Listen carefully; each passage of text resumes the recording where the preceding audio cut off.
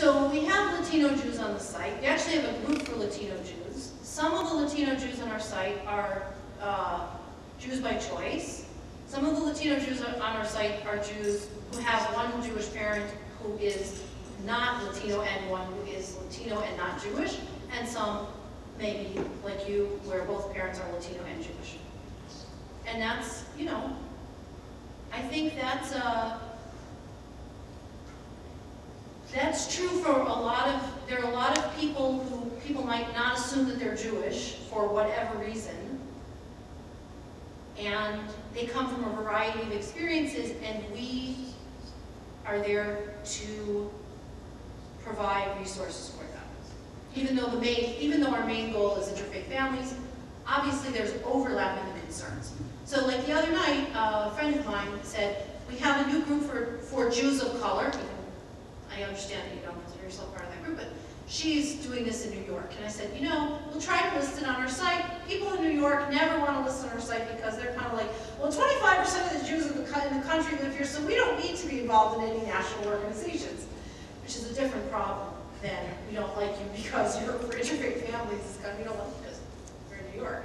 But so I said this, and somebody else wrote to say, well, how do you know that the Jews of Color group wants to have the interfaith families people involved? Some of them are Orthodox, and they don't believe in interfaith marriage. And I'm like, okay, whatever. I'm just offering, if you don't want to be listed, that's fine.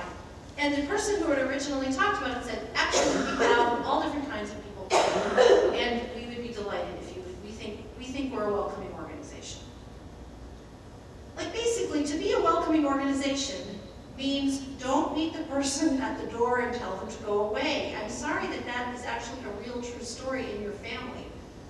It's a horrible story, but it just happens way too much. It just seems like, you know, when we talk about best practices and we get all sophisticated about whether to say intermarriage or interfaith marriage or this or that, like the baseline of don't tell the people to go away seems like, why do we have to say that? But we definitely do. We definitely do. So, yeah. I'm in an interfaith marriage. I'm a non-Jewish partner.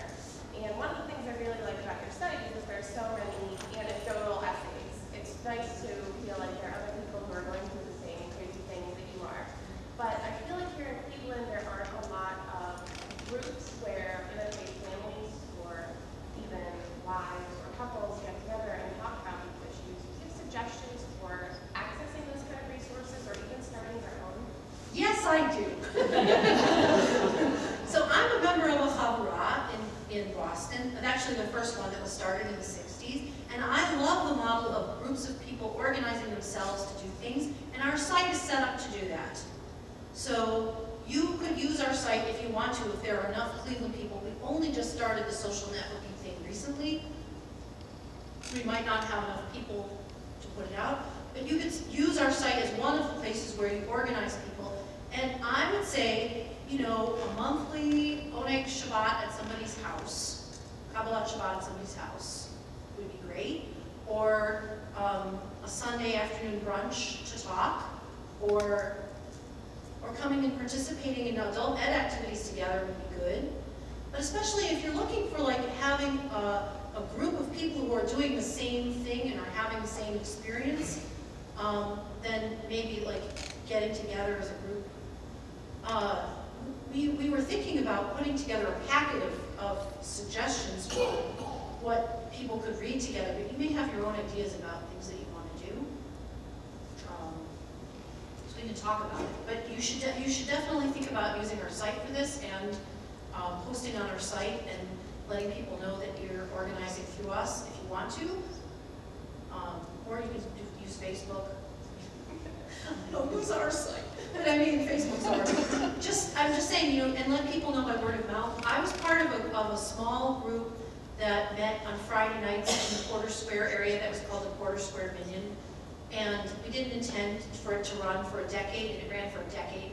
And it was just people eating dinner together. Potlucks have power. I think that should be on a t-shirt. The power of potlucks. So, yeah.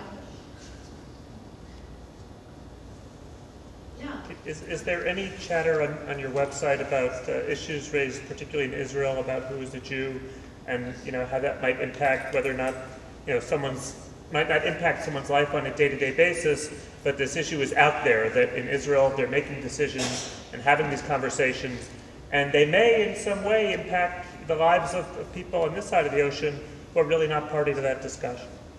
It has been really hard on Jews by choice that the Israeli rabbinate has, in the last year, reversed conversions.